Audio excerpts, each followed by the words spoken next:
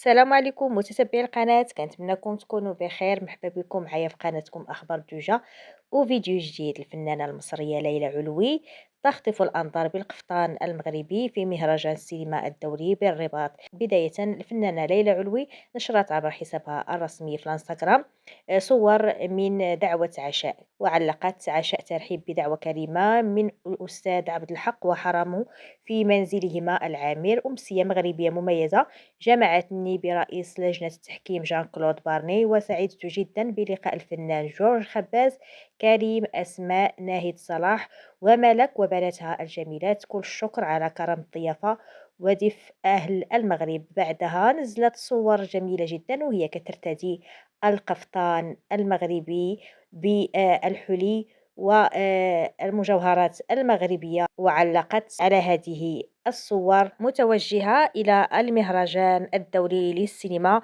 في الرباط. وقد نالت هذه الصور إعجاب جميع متابعيها ومحبيها من كافة الوطن العربي.